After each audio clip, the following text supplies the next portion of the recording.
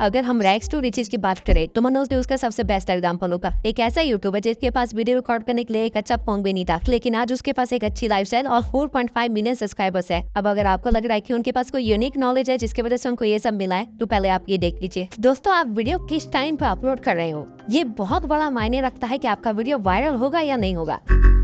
ठीक लिखा हुआ है रैंकिंग बाय व्यूज, और रैंकिंग बाय व्यूज में दोस्तों ये है 3 नंबर। तो इसी से रैंकिंग बनता है कि आपके पिछले 10 वीडियो का जो परफॉर्मेंस है, तो वो टाइमिंग के हिसाब से आपका वीडियो कैसा रैंक कर रहा है। अभी वाला वीडियो, अब अगर आपके पास यूट्यूब की हल्की सी भी नॉलेज है तो आपको समझ आ गया होगा कि इन्होंने जो कुछ भी बताया वो बिल्कुल भी सच नहीं है। और आपकी इन्फॉर्मेशन के लिए बता दूं, इनकी हर वीडियो में कुछ इसी तरह की नॉलेज होती है। सिर्फ इतना ही नहीं, इनके ऊपर ऑलरेडी इतनी सारी एक्सपोज वीडियोस बन चुकी है, लेकिन इनकी ग्रोथ फिर भी नहीं रुक रही। और लास्ट मंथ इन्होंने अपने चैनल पे 24 मिलियन व्यूज गेन किए हैं, जो कि इनके सारे कॉम्पिटिटर्स से काफी ज्यादा है। लेकिन फिर से सवाल आता है, कैसे?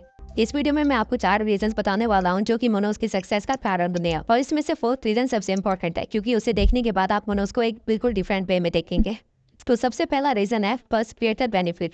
मनोज ने जब अपना चैनल स्टार्ट किया था तो उसकी कंपटीशन में कुछ एक गिने चुने की चैनल थे, और लोगों को इस कंटेंट की काफी ज्यादा नीड थी। अल्टीमेटली डिमांड ज्यादा थी और सप्लाई कम, और एक परफेक्ट ग्रोथ के लिए यही चाहिए होता है। लेकिन अब आप कहेंगे कि ये फर्स्ट क्रिएटर बेनिफिट तो बाकी कॉम्पिटिटर्स के पास भी था, तो सिर्फ मनोज का चैनल ही इतना ज्यादा ग्रो क्यों कर पाया?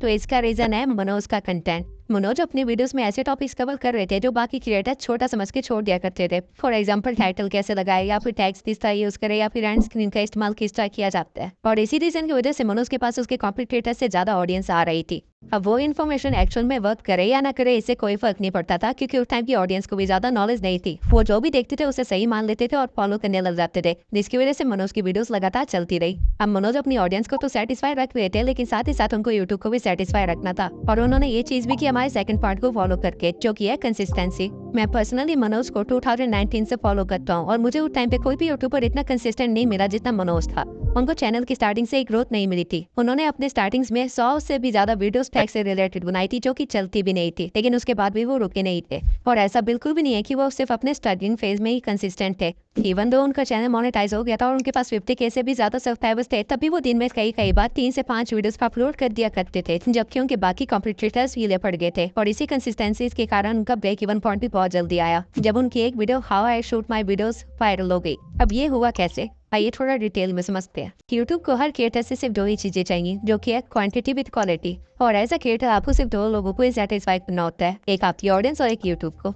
अब Manoj as a creator quantity तो प्रोड्यूस कर ही रहा था, जो कि यूट्यूब को सेटिस्फाई कर रहा था, और साथ में अपनी वीडियोस में थोड़ी थोड़ी नॉलेज भी दे रहा था, जो कि उसकी ऑडियंस को भी सेटिस्फाई कर रहा था। और ऑब्वियसली उस टाइम पे ऐसी वीडियोस की नहीं थी, तो उसकी वीडियोस काफी आसानी से चल भी रही थी। और जब उन्होंने अपनी वीडियो डाली how I shoot my videos, तो उसमें उन्होंने अपना स्ट्रगल दिखाया कि कैसे वो एक टूटे हुए फोन से सीढ़ियों के पास बैठ के अपनी वीडियो रिकॉर्ड करते हैं, जिससे लोग काफी ज्यादा मोटिवेट भी हुए और रिलेट भी कर पाए। इसलिए उनकी वो वीडियो काफी ज्यादा वायरल भी हुई। लेकिन अगेन क्वेश्चन ये आता है कि बाकी कॉम्पिटिटर्स भी तो ये चीज फॉलो कर सकते थे, तो लेकिन मनोज ऐसा स्पेशल क्या कर रहा था जिसकी वजह से वो ग्रो कर रहा था? ऑल्दो मनोज अपनी वीडियोस में गलत इन्फॉर्मेशन दे रहा था और काफी ज्यादा क्वालिटी भी नहीं थी उनकी वीडियो में, स्टिल उनके पास एक ऐसी स्किल थी जिसका वो बहुत अच्छे से इस्तेमाल कर रहे थे, और कोई भी उनका कॉम्पिटिटर उस स्किल को इतने अच्छे से इस्तेमाल नहीं कर पाया, जो कि था क्लिकबेट। अगर आप मनोज के चैनल पे जाकर उसके थंबनेल्स देखेंगे तो आप देख पाएंगे कि मनोज अपने थंबनेल्स में सस्पेंस बहुत अच्छे से क्रिएट कर लेता है, यानी कि वो ऑडियंस के फीलिंग्स के साथ अच्छे से खेल जाता है। मनोज अपने थंबनेल्स के थ्रू बहुत इजीली एक्साइटमेंट, सिंपैथी और फियर क्रिएट कर लेता है, जिसके कारण उनके वीडियोस का CTR हमेशा मेंटेन पाए। ऑल्दो मनोज के पास आज 4 मिलियन पर सब्सक्राइबर्स है, लेकिन मनोज आज भी इस चीज का इस्तेमाल करते हैं, और क्लिकबेट तो सिर्फ पहला स्टेप है।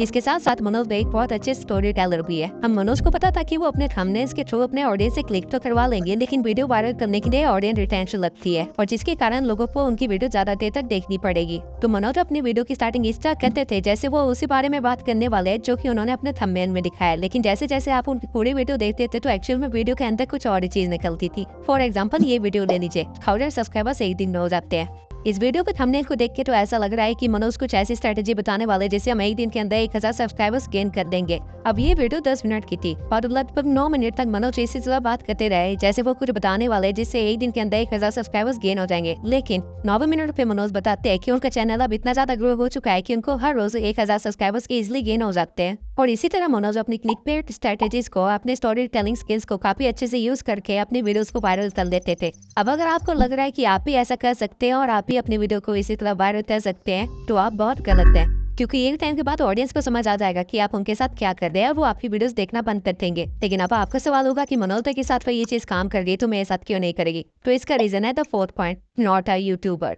जी हाँ, आपने सही सुना, मनोज कोई यूट्यूब क्रिएटर नहीं है, बल्कि वो एक इन्फ्लुएंसर है। अब मैं ऐसा क्यों कह रहा हूँ? मनोज की वीडियो में कोई खास इन्फॉर्मेशन नहीं होती, लोग उनको एक्सपोज कर रहे हैं। उनके सक्सेस के बाद भी उनकी कंटेंट क्वालिटी में कोई ज्यादा डिफरेंस नहीं आया है और इस सब के बाद भी उनका चैनल ग्रो कर रहा है और पिछले मंथ उन्होंने 12 के सब्सक्राइबर्स गेन किए। लेकिन क्यों? क्योंकि लोग मनोज की वीडियो से इन्फॉर्मेशन के लिए नहीं देखते, बल्कि मनोज के लिए ही देखते हैं। मनोज की मैक्सिमम ऑडियंस रूरल एरिया से है और उनके लिए मनोज एक ऐसा इंसान है जो गरीबी से निकल के सक्सेसफुल हुआ है। उनके लिए Manoj more of a motivation है instead of a content creator. तो अगर आप मनोज के चैनल को ध्यान से देखेंगे तो आपको उस पर ज्यादा से ज्यादा वीडियोस मोटिवेशन से रिलेटेड ही मिलेगी। इसके साथ साथ मनोज का ज्यादातर कंटेंट अपनी लाइफ स्टोरी के आसपास ही रिवॉल्व होता है, क्योंकि उनकी ऑडियंस उससे रिलेट कर पाती है। अगर आप उनकी कंटेंट पे ज्यादा ध्यान देंगे तो आप ये भी देख पाएंगे कि वो ट्रेंडिंग टॉपिक्स के भी कंटेंट बनाते हैं, जबकि अगर हम या आप में से ऐसा कोई करेगा तो उसके सब्सक्राइबर्स कम होने लग जाएंगे। वही मनोज के सब्सक्राइबर्स इस चीज से बढ़ते हैं, क्योंकि मनोज की ऑडियंस को उसके पॉइंट ऑफ व्यू से फर्क पड़ता है, भले ही वो टॉपिक चाहे हमारे नीश के बाहर पे क्यों ना हो। मनोज अपनी ऑडियंस के साथ अपनी पर्सनल लाइफ भी शेयर करता है, जो कि हम में से बहुत ही कम यूट्यूबर्स ही करते होंगे। फॉर एग्जाम्पल, मनोज को अभी अपने घर में बिना बताए शादी करनी पड़ी